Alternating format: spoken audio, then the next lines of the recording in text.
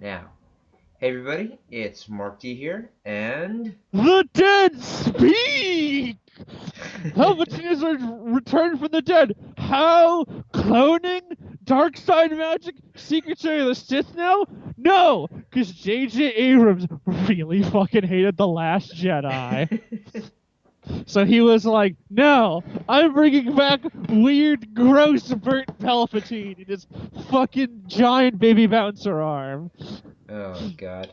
This So, movie, I can say right now, best Star Wars movie ever made. Makes the rest look like shit. oh J.J. my Abrams, god. fucking visionary. Okay, so this past Sunday we went to go see Star Wars, uh, Rise of Skywalker. Is it The Rise of Skywalker or just Rise of Let Skywalker? me let me check. I'm pretty sure So it's it's just Rise of Rise. Skywalker, it's the rise of a singular Skywalker. But if it's The Rise of Skywalker, like the whole Skywalker brand's on a rise. Okay, so it is the Rise of Skywalker. Okay, so everything's going so everything's come up Skywalker. Yeah. Fair. So we watched it on Sunday. I wanted to make a video of it, but ironic thing actually, you probably could have just come over because my parents were out for like 2 more hours after I got home. I didn't God realize they damn, were. it just made it then. Yeah, I don't whatever. know about you, but that entire movie is still like burnt into my brain.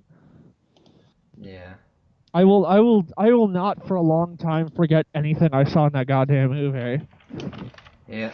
I mean, I cannot tell you like much other than the famous beats of the other ones. This one I think will be burnt into my skull for eternity. I can only hope.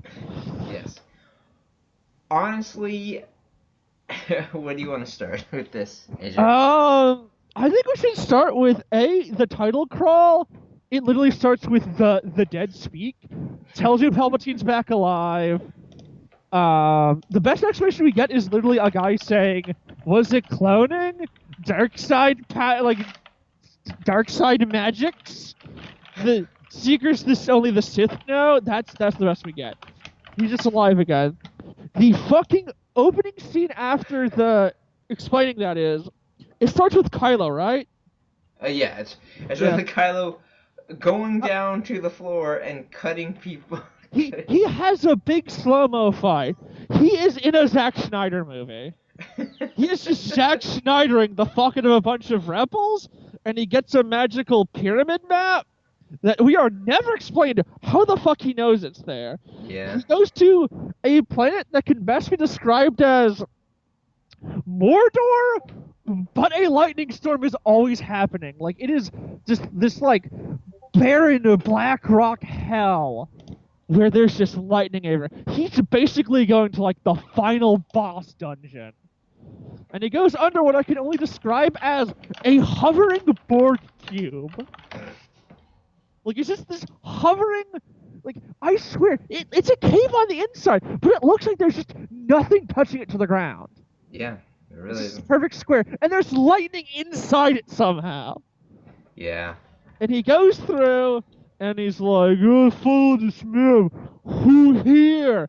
And then Ian McDermott's voice rings out and goes, "It is I, Palpatine, who is alive again somehow." And he's like, "What?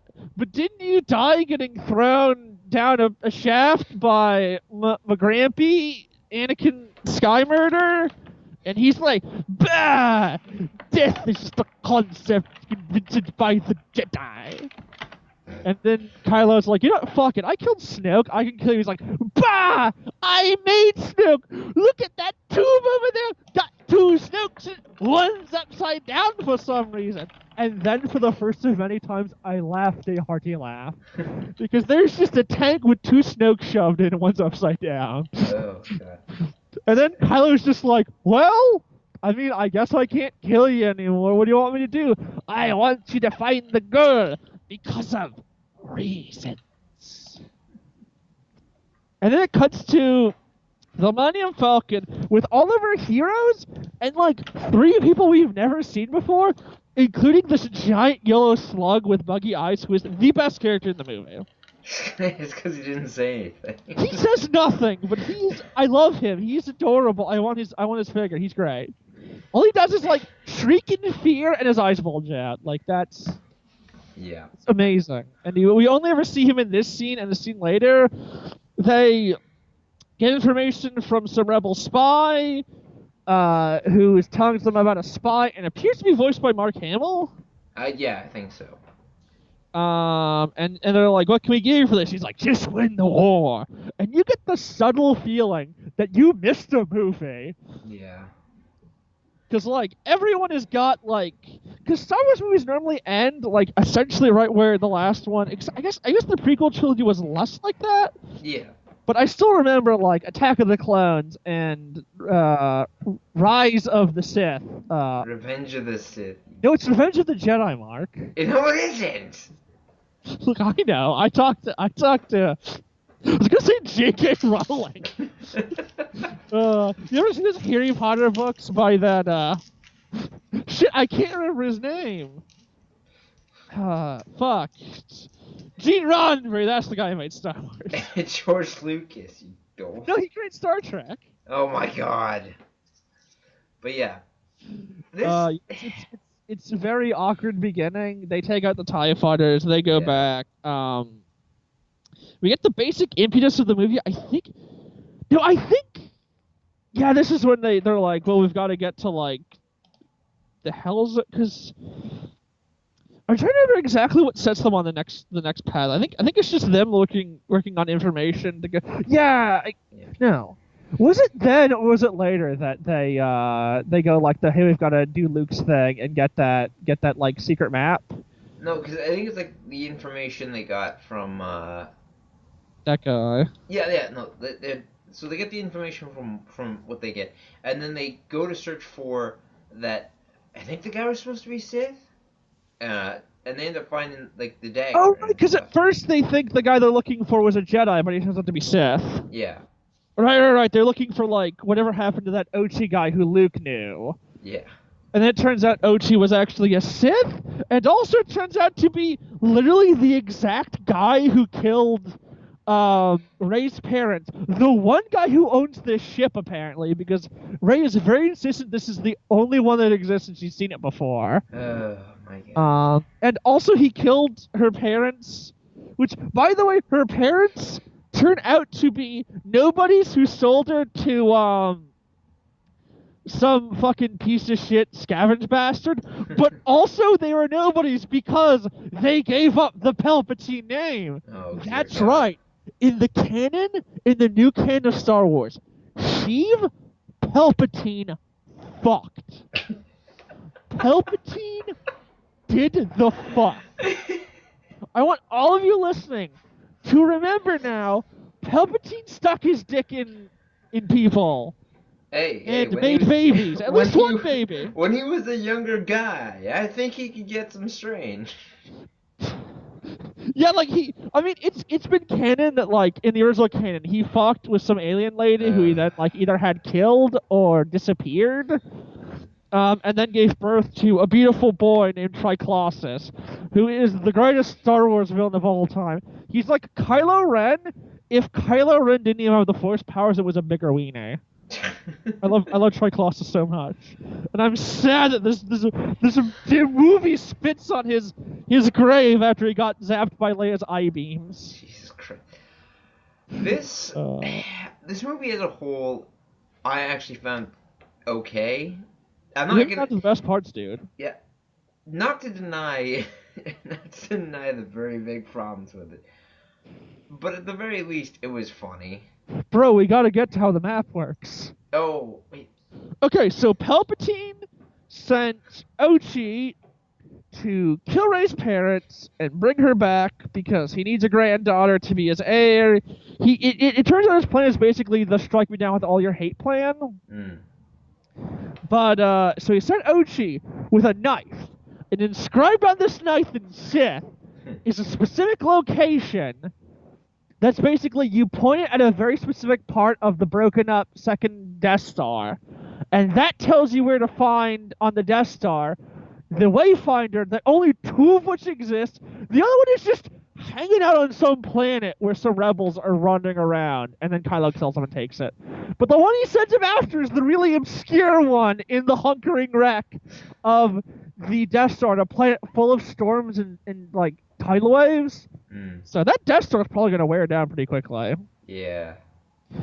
And he's got to get that Wayfinder, and then that will take him to Palpatine, because apparently Palpatine sent him out from somewhere else than where Palpatine was.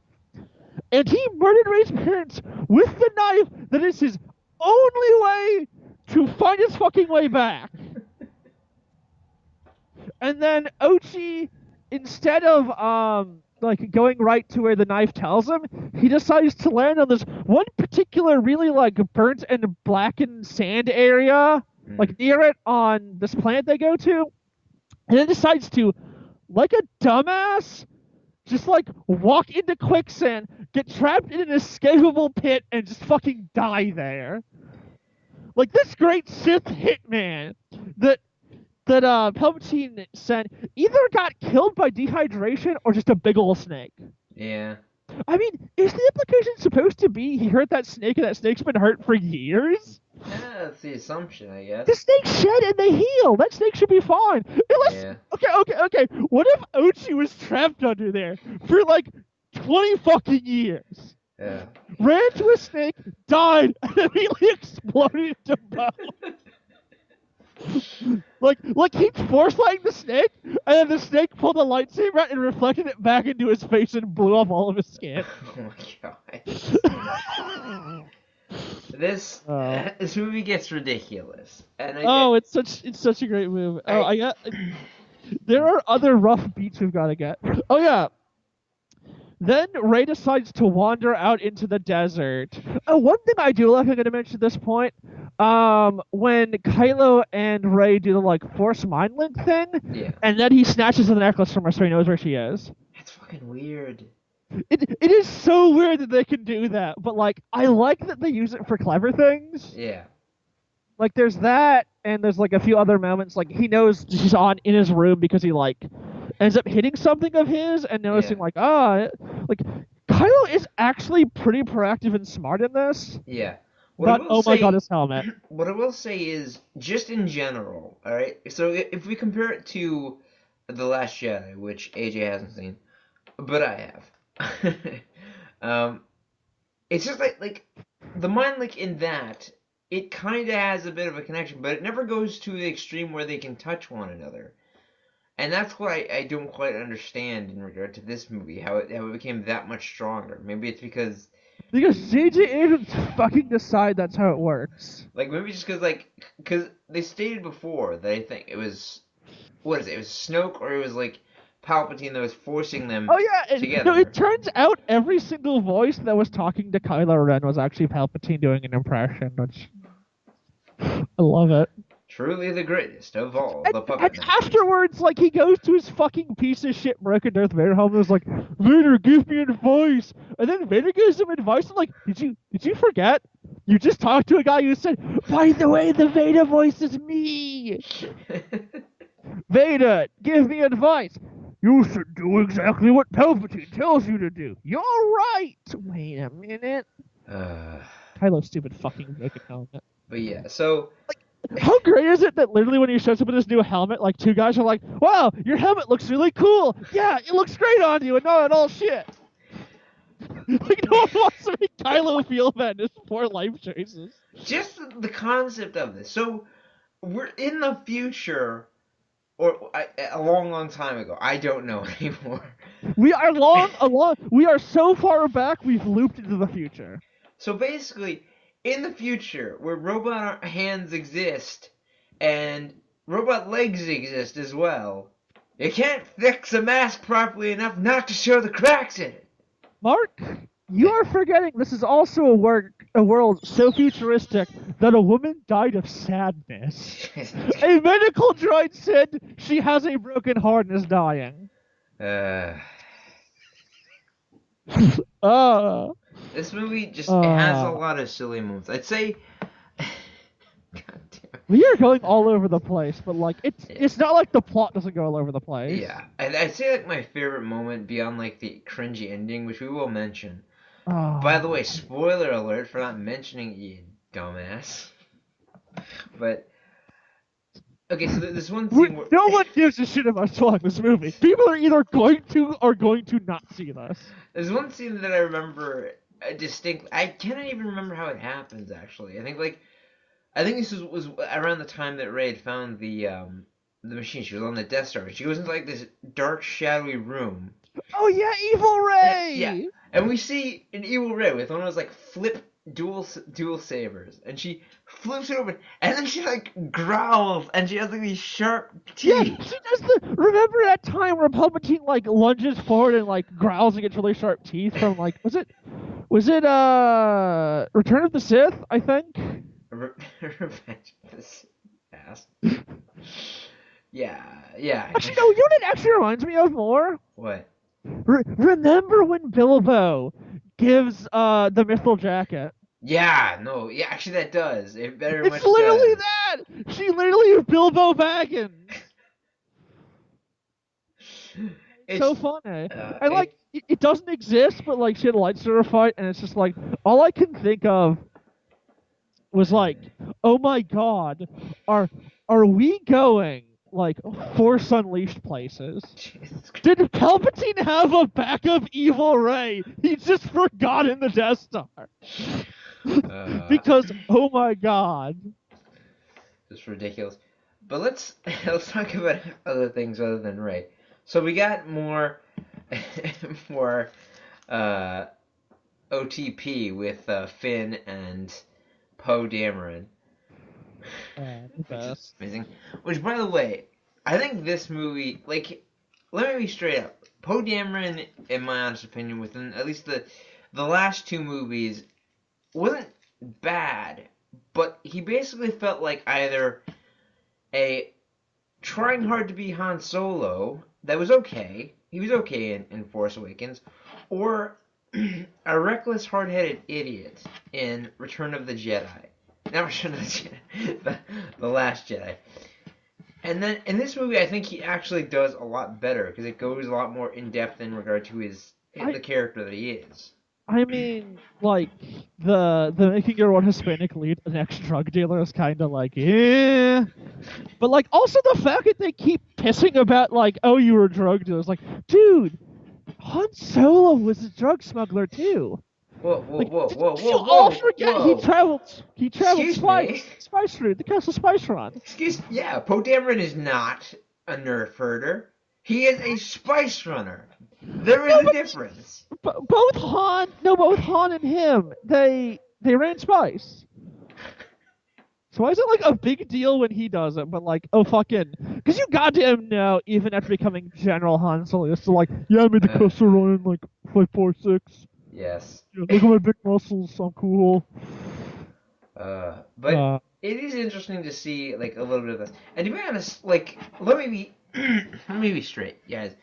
At least in regard to the original movies, while I did genuinely consider like the stormtroopers a threat, in this movie they genuinely feel terrifying in my opinion. Like just seeing them in this particular planet, like knocking down doors, and like everyone's scared shitless, and I'm like, they feel as threatening as and like I imagine them to be. every fight scene our heroes have against stormtroopers, even when they're winning, is spent running away from them and trying to clear a path. Yeah, it is. Like even when they're like not getting hit that much, I think only like Poe gets hit once.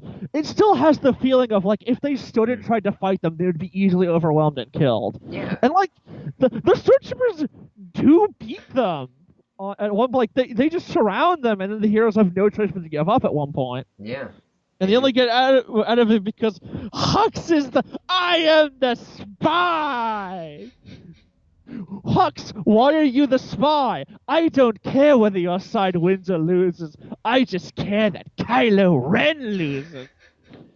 Also, one of my favorite scenes in the movie that was like actual on purpose comedy had to be, now shoot me in the arm to make it look like you escaped. Then a fucking Finn kneecaps him. He's like, why did you do that? I don't trust you. I don't know why you're the spy. He's like, I don't care whether you win or lose. I just care that Khan loses. It's just like, oh, so I was right to kneecap you then. You're not on our side at all. Let me be perfectly honest. And then Hux just gets killed off in the next scene when he's like, well, Yes. obviously he's the spy, shoot him. But let me be perfectly honest. I think out of all the characters in this movie, in particularly, Finn gets like shafted the most. Hey, Finn gets to yell Ray's name. He gets to say, hey, Ray, before I die, I want to tell you, actually, no, never mind. Yeah. He He gets. gets to shoot Hux in the knee. That's a good thing. That is a good thing. But it's just everything that you'd imagine the two movies prior were leading to.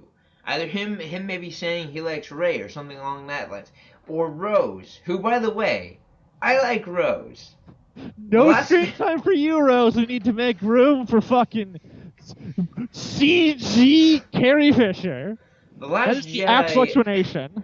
The Last Jedi wasn't fantastic, but in all honesty, I genuinely liked Rose, and I liked the fact that at least in this movie, it seemed like she played a much bigger role than she did in the last one, and in the sense of like how much more serious she was as a person. But no, instead she gets thrown to the sidelines, and let's be honest, like to be perfectly honest, I don't think Finn and Rey work as love interests.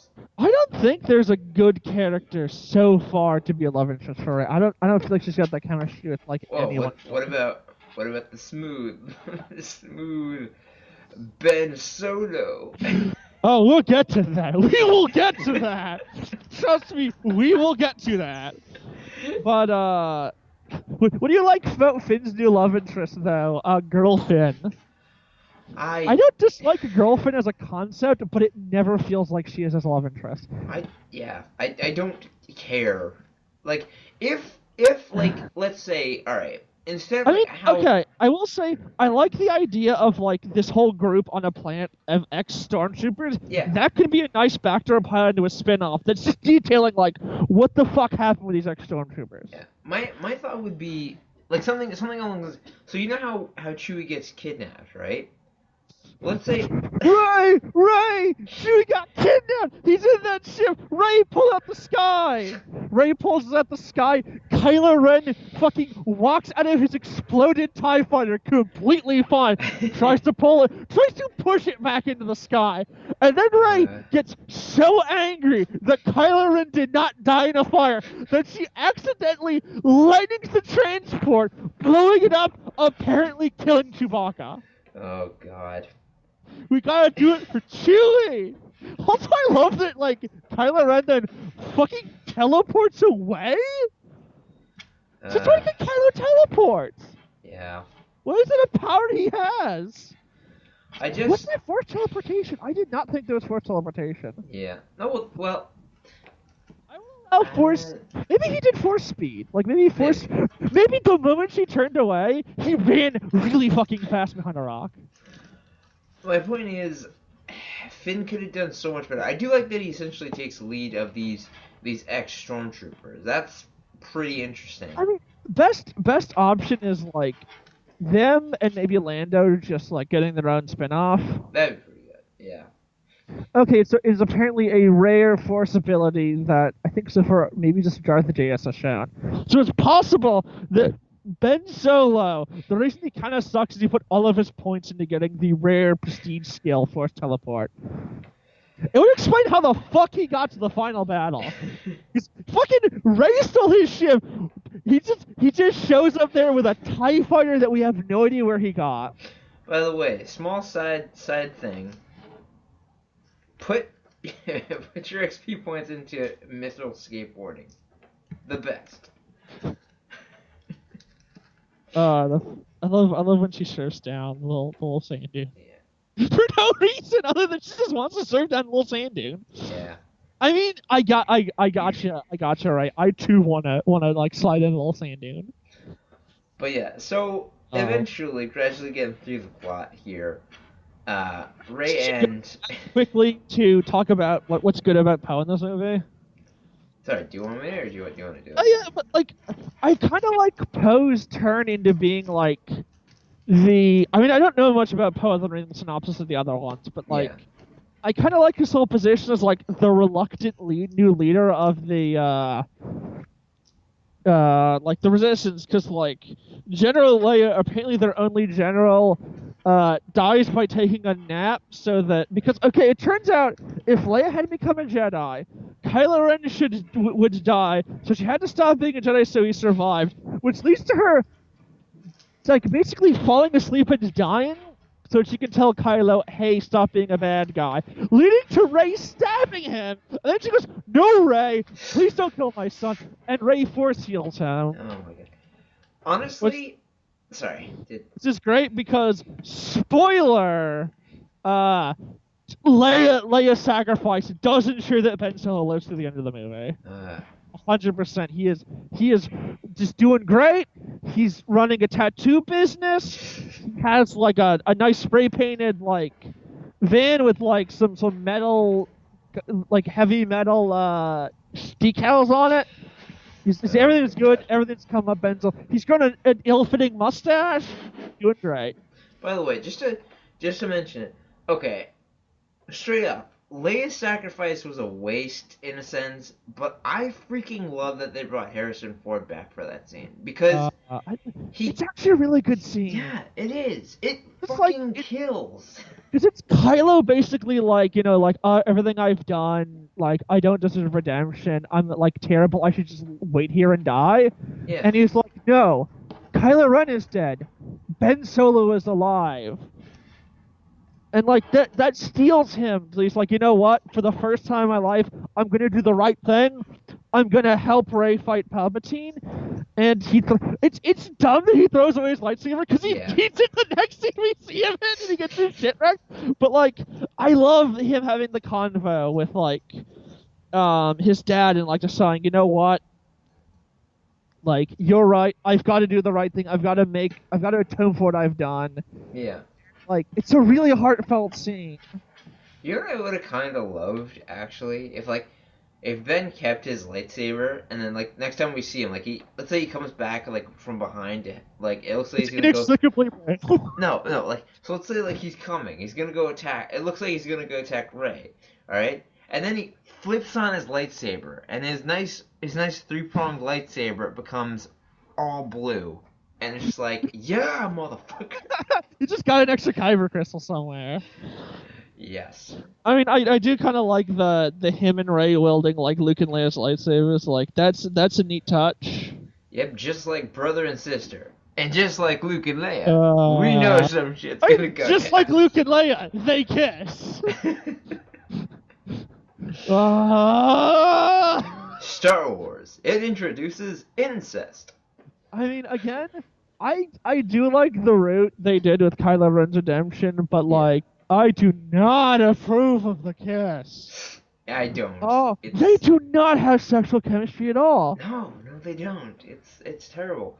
But side note, just for a little bit, let's talk about the most ineffective group of knights ever. I love that the Knights of Ren, their only successful battle we see them is them being the shit out of a battered, tired, unarmed Kylo Ren. And even then, like, they're beating him, but he's not dying. Yeah. He literally only has a blaster. That is all that he's using for this fight. And he gets he loses it, like, right away. Yeah, exactly.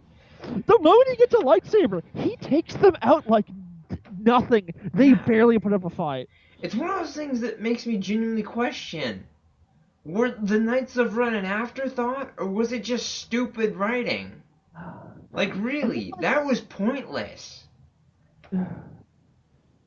Like, they're never shown to be threatening. The biggest success, other than beating the shit out of Kylo Ren, or Ben Solo, that they do, is kidnapping Chewbacca.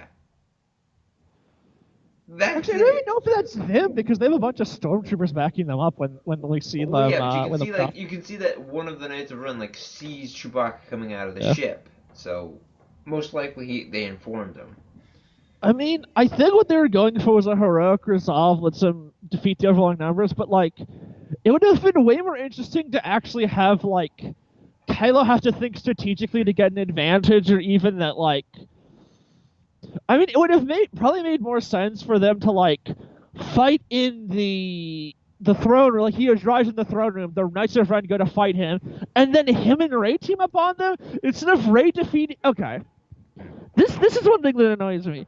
the Emperor has a bunch of his red besuited Imperial Guards, Yeah. who in canon they wield things called I think force pikes, which are like essentially electro pikes, but they're made of a specific metal that lets them.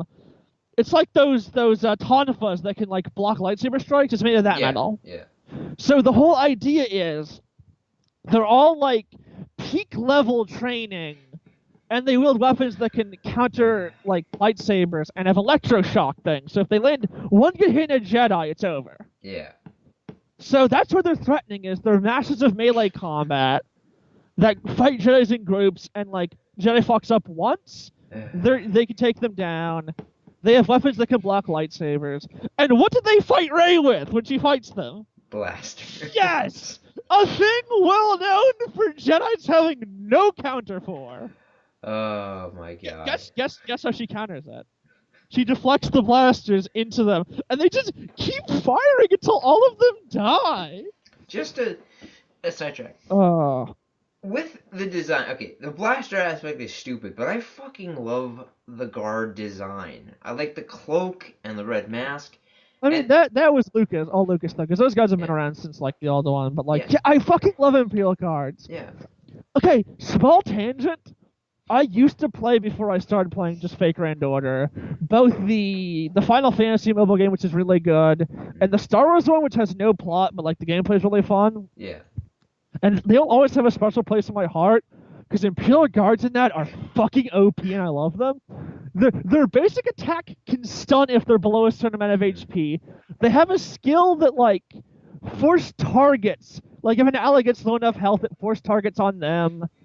And, like, they have one other good skill that I cannot quite remember. You gotta like bring back to phone games. They are stun bastards who are massive tanks, and I love them. Like, fucking Imperial Guards rock. Oh, by the way, have you ever seen the Imperial Guards from Snoke's troop? Like, it's like a slight. It's a slight. They don't have like capes or cloaks or anything, but I still think they look pretty cool. What's the goddamn point to your Imperial Guards not having cloaks? That was makes an Imperial Guard, bro. Yeah, but the point is, they are very non-threatening, and we're leading into the finale of the movie. I think we need to step back for the fact that Chewbacca does, of course, live. Yeah. And the way we find it, I do like they're the ones with like the Praetorian Guard like Centurion helmet thing, where it's got the big like hat thing. Yeah, pretty solid. I don't know how they see with that helmet though. It is all red. They're not supposed to. But no, like Palpatine's Imperial Guards will destroy Snoke's though. Yeah, because definitely. These guys just have. I guess there would be a laser on the end of that blade. Okay. But anyway. Yeah, Chewbacca lives. And the best part is we see him like all chained up on the Imperial ship, and like happy music plays because he's alive. But like it's just Chewbacca sad and in chains. Oh God. Also, I kind of love that they like set up that one like bounty hunter girl, sort of as Poe's love interest, and at the end they give like that look, and she's like, no. Also, a second favorite scene after the Ben turning scene. I love it when like Poe is just there, right? And Poe isn't sure he's supposed to be leader, but he gives a rousing speech anyway to show that not only does he believe that people around the world around the universe even, want to stand up and fight for thing. I also really like the arc words of the First Order wins by making us all feel alone. Yeah. And then, like, there's the moment in the final battle where, like, it looks like they're going to turn around, but, like, Palpatine just drains the force powers of the Force the Force Duo. And it's like, fuck letting you kill me and taking over your body. This is way more cool. And shoots infinity lightning at every rebel ship. My God. And then they distract Rey and Ben, like, distract him and start fighting him. Ben is immediately catapulted off of a cliff to his apparent death. Yeah. And then like we get the scene where like Poe is like, you know, like everyone's telling like, what do we do now, Commander Dameron? And like he's just like, I don't know. I thought they'd come, like he seems so broken. Yeah. And then all of a sudden he goes up above where the Star Destroyers is, and there's just a sky of ships led by Londo. Yeah. And we get this big rousing moment where, like, Poe was right. Like, good can triumph if they work together against evil. And, like, it's this great moment where, like, the Commander Pride is like, who is this army? And they're like, they're no army. They're just a bunch of peasants. You know the one thing I really wish Lando would be wearing when he appeared at that scene? Ah, the fucking leopard print pimp suit. Oh no, because remember in what was it? I think it's Empire Strikes Back. We see Lando wearing Han Solo's clothes. Oh, right, there's still got the hole from where he got stabbed. Just shows him wearing Han Solo's gear. That's amazing. But yeah, no, like that's the moments like that are when this feels like a really good Star Wars finale. Yeah, and that's the way you do it. But we still have one more thing. Also, him saving Finn at the last moment.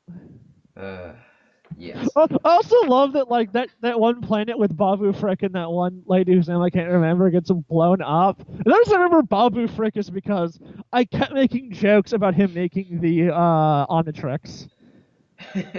Babu Frick. Oh yeah, like to find out the Sith inscriptions, because C-3PO can't remember it. C-3PO gets his memory, or has to get his memory erased so they can get it out. And then, like, Yeah. I will admit, it's not that poignant because he barely knows any of these people who are his friends. Yeah. Like, all of his actual friends are basically dead, as far as he knows. But the comedy from, like, rebooted C-3PO is actually pretty funny. Yes. But I love that they tell us, like, no, don't worry, Babu Frick lived.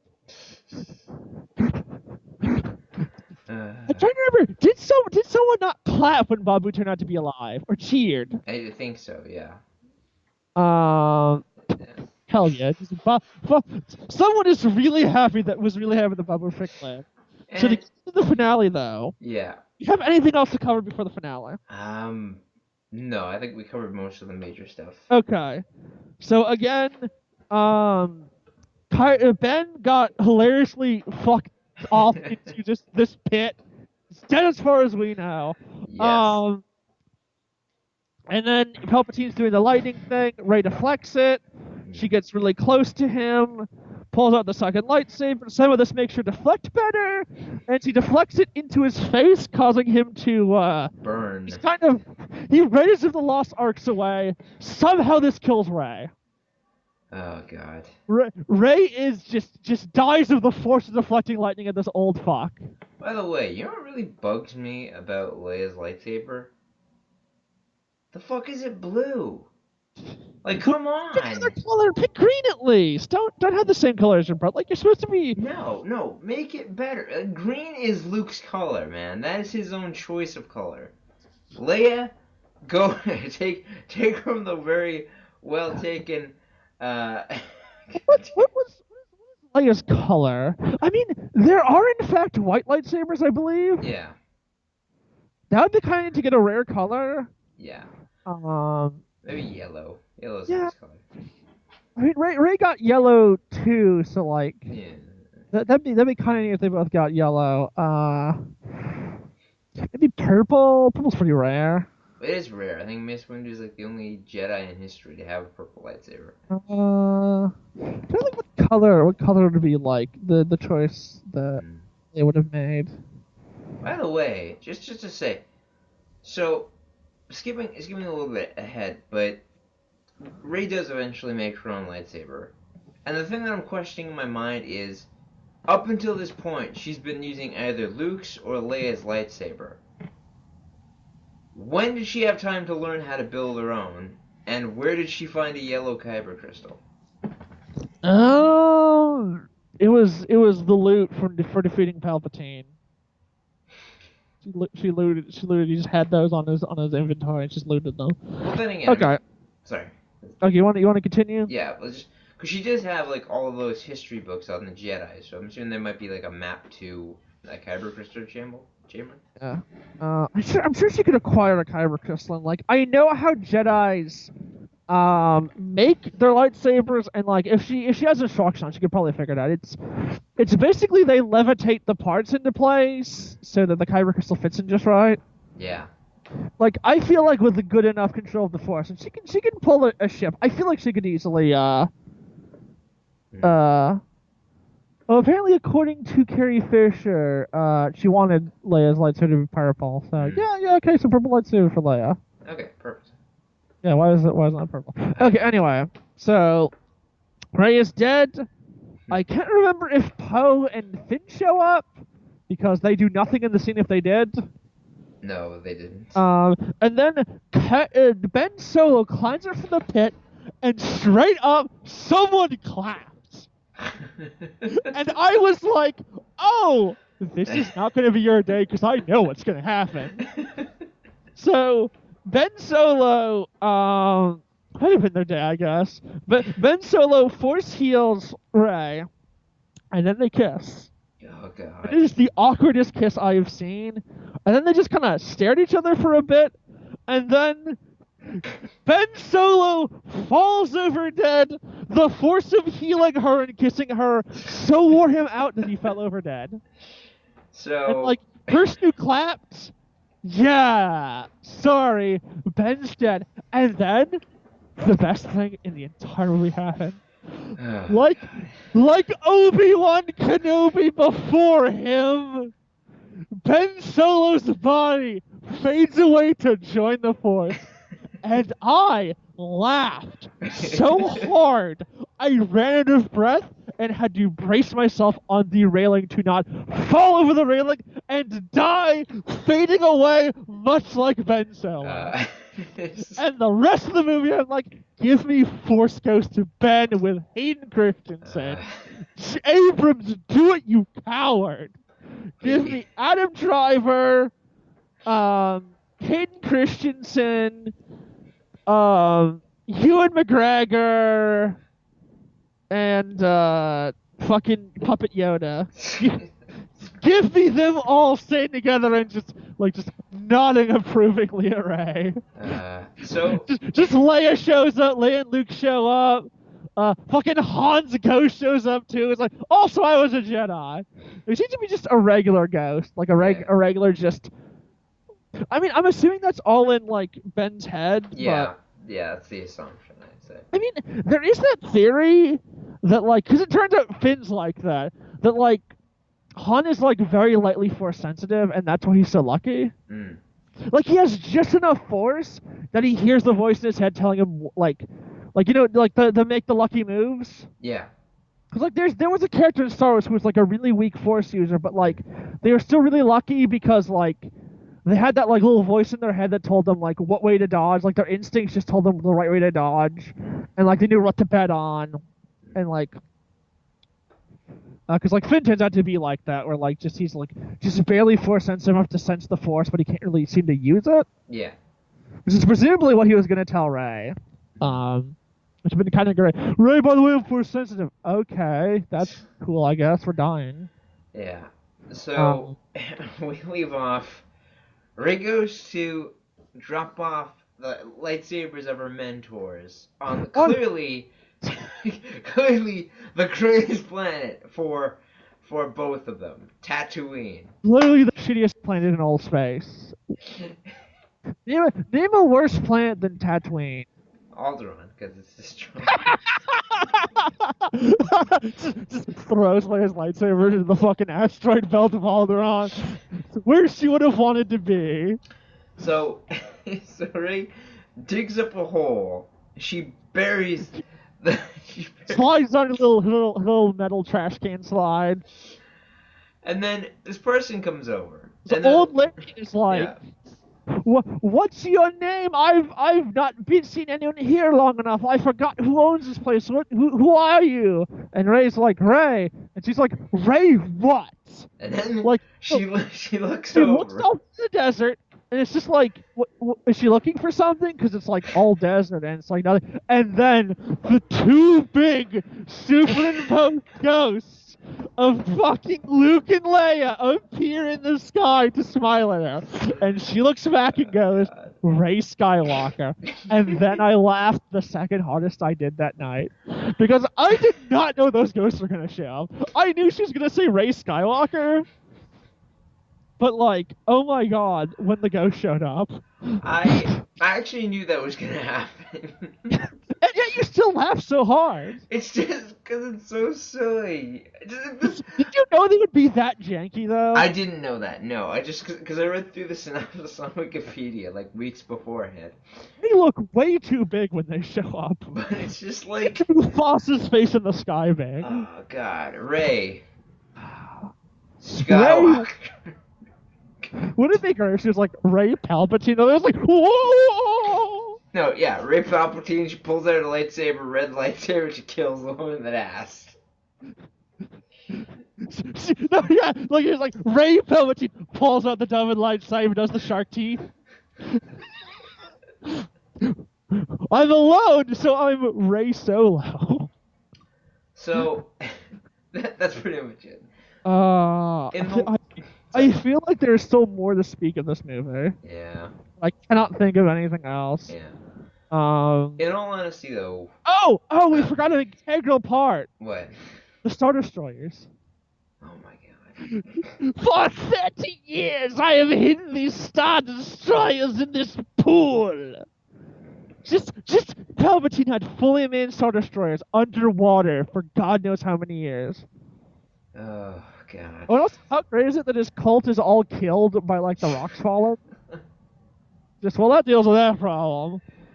Also, like, Emperor Palpatine had one command tower that is like the way that the Star Destroyers can get off the fucking planet. If it's blown up, this one tower, they're fucked. And then, and I'll actually give this, I actually like Pride as a villain, because Pride is smart and threatening.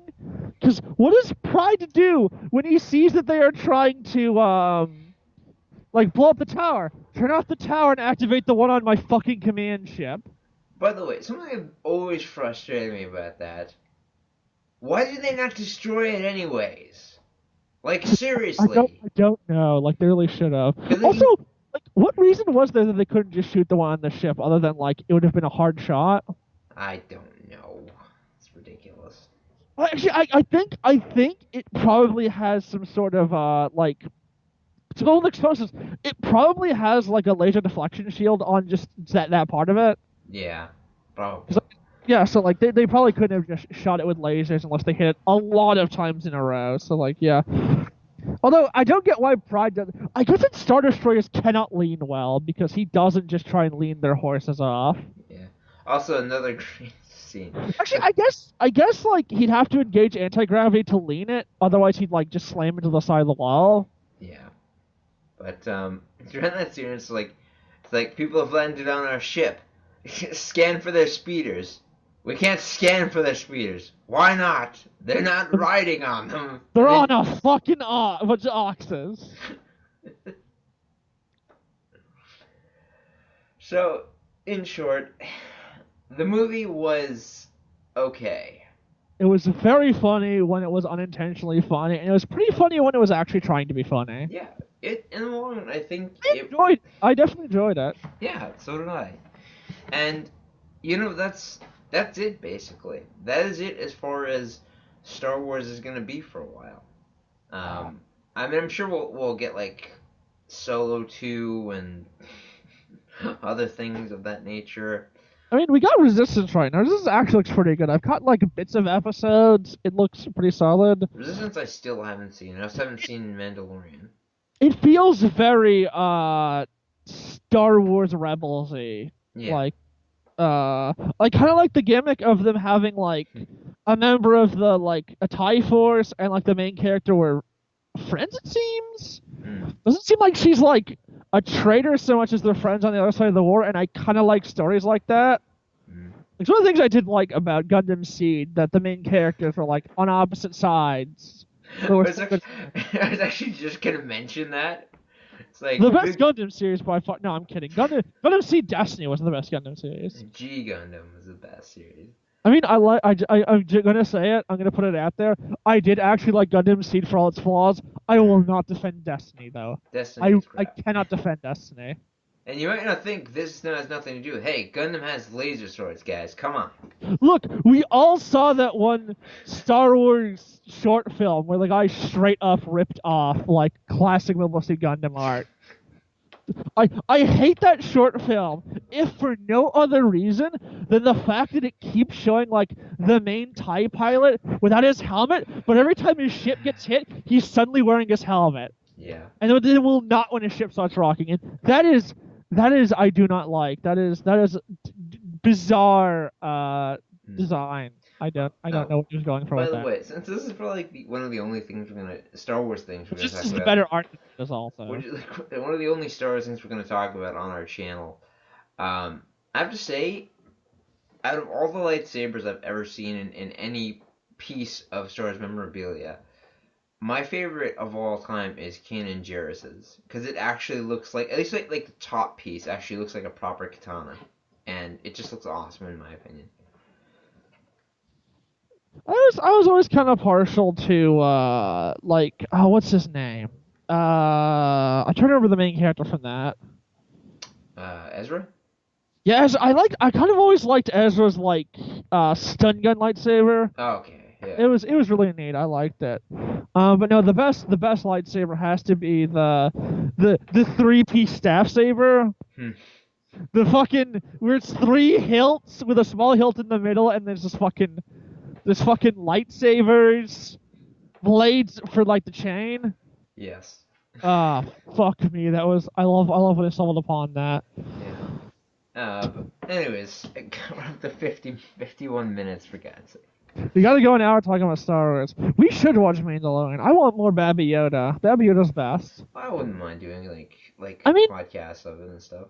for the look of it, it's Lone Wolf and Cub in space, and like, what is Star Wars but a family movie in space? Very true. So, Anyways, thank you all for listening, and we'll make some more Bewarb of Crombies content as soon as I'm not in school or at work.